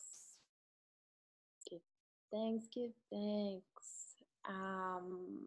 The next one is, you already touched on herbs for irregular periods and balancing hormones, right? You did. It was in the previous question. Oh, well, I mean, St. John's bush is very important. The St. John's bush for balancing of the hormones. Also you have the cerasee bush, the red raspberry. These things, they are very instrumental for that. And you also combine the cinnamon leaf and the back, the leaf, and also you have the leaf of the bay leaf. These things, they are very important for helping of the balancing of the hormones. For those of you that are trying to write it down, I'm also going to type it into the chat as well so that you can see them there. The next one is, I like this question. What rituals or techniques can we do to heal intergenerational womb trauma with or without elders being a part of it? Because some of them aren't willing to go there. Well, I mean, sometimes we have to take the elders there. We always have to take the elders there, because what was not revealed to the wise and prudent have been revealed to the babes and sucklings. So many things you have to teach your elders about. All right. Mm. What you have to put back your menstrual cycle, your back into the earth. So wherever you live, that's why. So you have to come. You probably have to start to use cotton sanitary napkins. And what you do as the woman of the Bobo Shanti would do is that they would use cotton and put it in a special bucket of water, over the period of time. And after that, the issuing has stopped. They have a hole that they dig to the west side of the residence into the earth, where they go and they pour it back into the soil. All right. So you're not gonna be throwing out the napkins because they are reusable cotton, 100% cotton. You could just take your time and wash it. It's yours. It's your issue. It's your blood. Just wash it. But at the end of the day, the blood, you put it back into the earth. All right. And you begin to love yourself. You have to forgive yourself because it begins from you. When you love yourself, what you do, when you forgive yourself as a woman, what you do, you save your daughter trauma, man. When you let go, you save your daughter trauma so you could break the curse. So the intergenerational home trauma, it is you. You have seen it. So you break it. Don't worry about the elders getting involved. So you break it and make sure that you don't pass it on to your daughter because she's going to go through the same thing. If your mother was abused, you'll get abused. Why? Because she never actually dealt with a situation. She's still living in it. Right? So it is important that you forgive, you let go, forgive yourself, man. Don't blame yourself. It's done. Give thanks. Next one is, what are your thoughts regarding polycystic ovarian syndrome? Well, I mean, polycystic ovarian syndrome is one of the biggest causes of infertility in women, and then and what happened is that specifically is that Empress Compass, the Empress just walked in. Bless the What's Lord. the love, Empress? The Empress just walked in. Blessed Lord. I give thanks to life. Goddess Dora, blessed. Blessed love. Blessed Love. Blessed love to all the others. I'm seeing Jamaica Grant, Daniel Baker, Megan. Love, goddesses. Give thanks. Blessed. They're saying, Yes. So basically, with polycystic ovarian syndrome, I don't talk about this. Right. If PCOS, you have both estrogen and progesterone dominance, meaning that the physical structure believes that you're pregnant just because you have excessive estrogen. All right, it's progesterone. So you don't get a cycle, or you get a cycle, or you bleed too much, right? Or you just you get nauseous. You feel like you're pregnant every month. Yeah, yeah, and then that's it.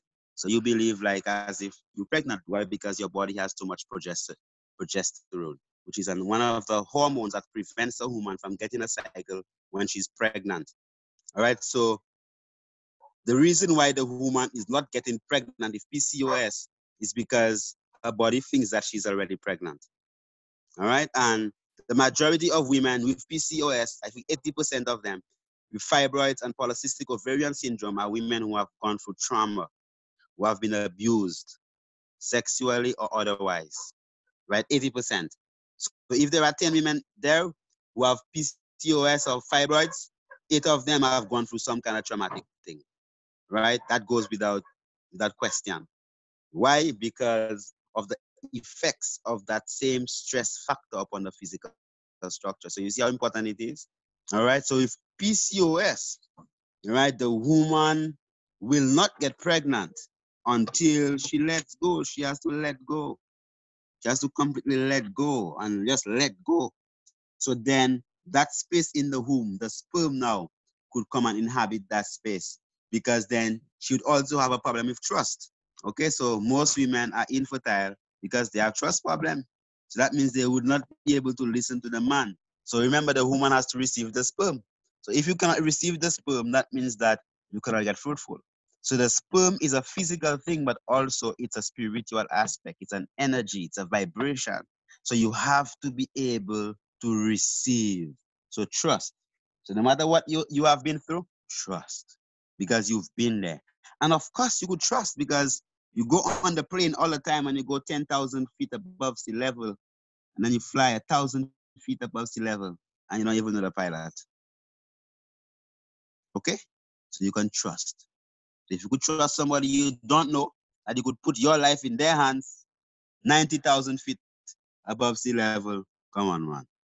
The person who has done good for you at some point in your life, I'm sure you could learn to love and trust them and receive from them also.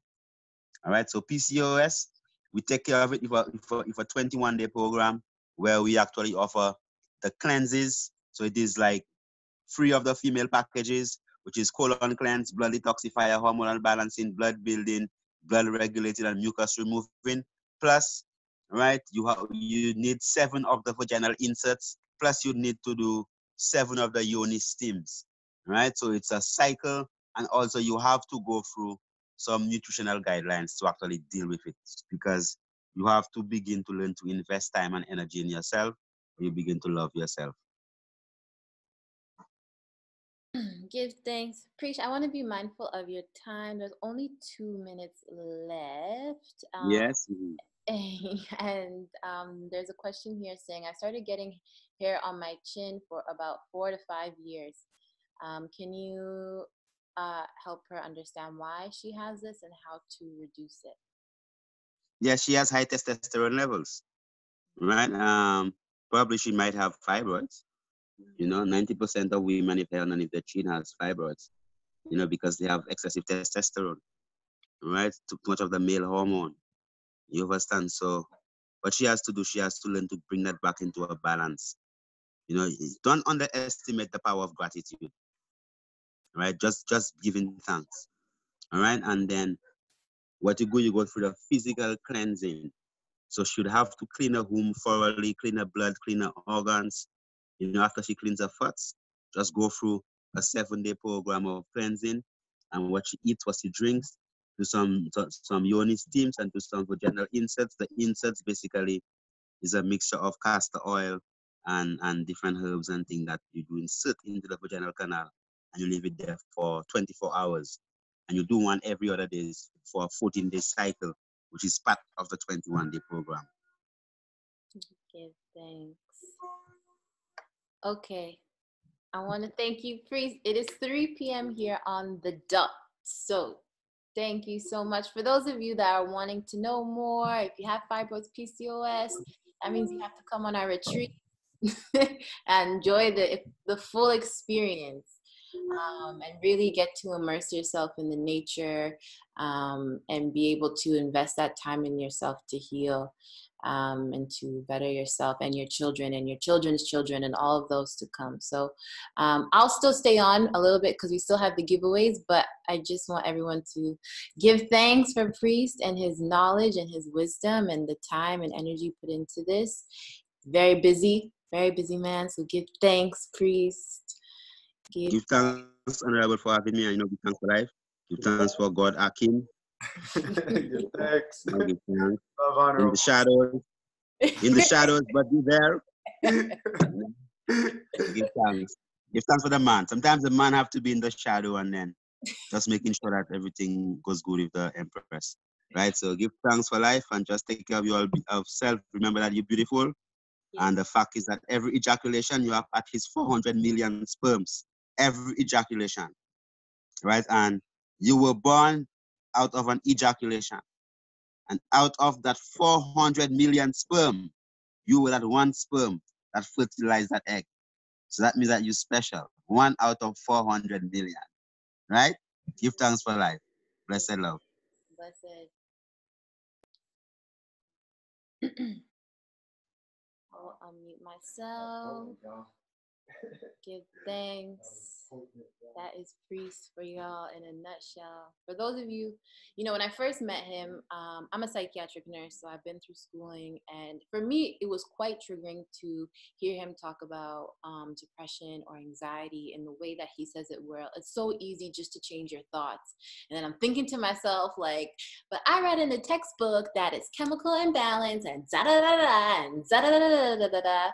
But what I learned and what I'm still learning is being able to just take whatever it is that I need and discard the rest. So a filter, right? When you're sieving your tea, put the herbs in, put the water down, and then the goodness of the tea is what's left over. So I didn't want to block my own blessings by deciding like, oh, I'm never going to talk to this person again, but really being able to, take what it is that you're needing and don't block yourself from receiving the wisdom. You know what I mean? Because it's powerful, but we really have to allow ourselves and our minds to be open to receiving it. And it's also, it's making us have to change, right? It's all about your perspective. So seeing it in the way that you've always seen it, or opening your mind and receiving this knowledge, so then you can take it and integrate it into your own experience. And so, yeah, it's a blessing. It's powerful. He's been doing this for a very long time. Our retreats are actually, on his family compound on the retreat center in St. Lucia, where we spend 7 days there, doing a full body detox, which he spoke about. I did it for 21 days, because I thought that I was at risk for fibroids and PCOS because of what had happened to me when I was younger. And it's powerful. My periods were out of balance before, irregular, painful. And after I did the 21 days, it just went back to normal. So we also carry their products on our website at akeempierre.com. We are waiting to get more of them now, but COVID had other plans for us. So we're still waiting to receive them. Yes, my love. So for anyone who wants to know more about actual programs and working together on that level, then you could just reach out individually, because it's easier for us to deal with people individually when importing these products and getting the things going. So just even though we don't have it for everybody, feel free to just reach out individually, and then we'll do our best to facilitate as we can. Les? Yes. How do we do the giveaways? Okay. We got 2 bags of sea moss. Do we have any more sea moss? Do we have any more sea moss? Okay, I want to give away 10 bags of sea moss. Can I give away 10? What about other herbs? 10 bags of sea moss. 5 bags of sea moss. 5 yoni steams. And then the herbs that Priest was talking about, we have them. So cerasee, soursop, and bay leaf. We have those ones, right? We'll give those away. I don't know. And then, yeah, okay. So I don't know how to do this. How do you give them away? Wait, you know what we'll do? We'll randomly draw from the names that were given. Yeah, what I'm gonna do is, okay, let me get my iPad.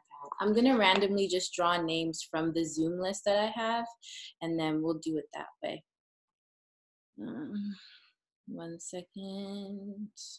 Random number generator. Okay, and then there's how many of us in this chat? Okay, there's 27 of us. And then I'm just gonna go by the numbers that were in the registration.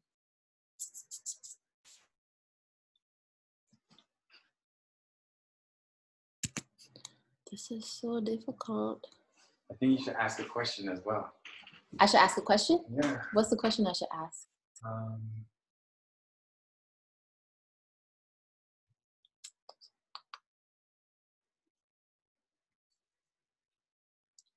Ritual.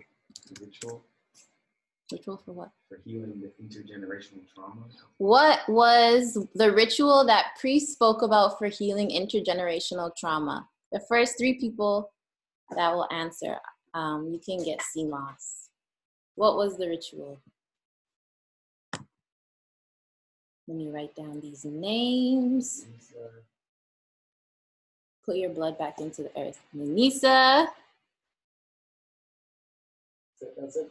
That's it. Okay, Navi. That's it. And then Sonia. Okay. Give thanks. And what I'll get you all to do is send me an email with your addresses. Okay, so Manisa, Navi, and Sonia. What's another good question to ask? I'm sorry, y'all. I'm so bad at this. Another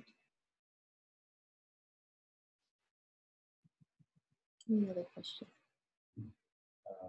I'd say like, what's the most important factor regarding women's womb health? What's the most important factor for women's womb health? Our thoughts. Dang, it's like you're in the background. Our thoughts. Ooh. Natasha, Amen, and Nisha. Give thanks. Okay. Here's a good one. It's a little bit more difficult. What? You have to say them because people can hear you. Okay, so Natasha, Amen, and Nisha, you won that one. So how often should you, what's the least amount of times you should yoni steam? And then besides that, what were the other two numbers that he recommended for yoni steaming? So there's 3 numbers. Okay. Wow. Wow. 1, but 3, 7. Yeah. What one? 3? Nisha. Jamaica. Oh, Nisha already won. Yeah. Jamaica, Javita, and Miriam. Okay. So fast. Yeah, you guys are way so fast. Okay, so the herbs are Jamaica, Javita, and Miriam. How many is that? 9. Okay. What's another question?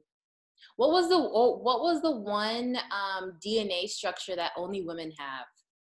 Do you guys remember what he has said? Okay, we got you, Preets. Monica. Damn, y'all are so bad. I don't know how to talk about that. Oh man, okay, who said it? Monica did. How many is that? And Sonia. No. Sonia already won. Narai. Okay, how many people is that? I think we have one more.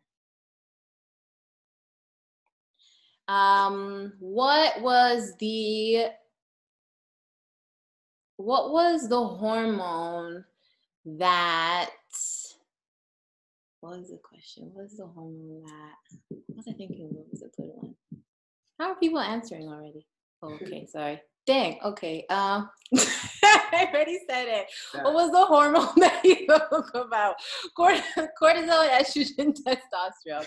Okay, whoever has it one, I'm gonna just put your name on here. Okay. Yeah. Okay, so Manisa, Navi, Sonia, Preet, Natasha, Amen, Nisha, Monica. I want to make sure I'm saying your name right. Shenge?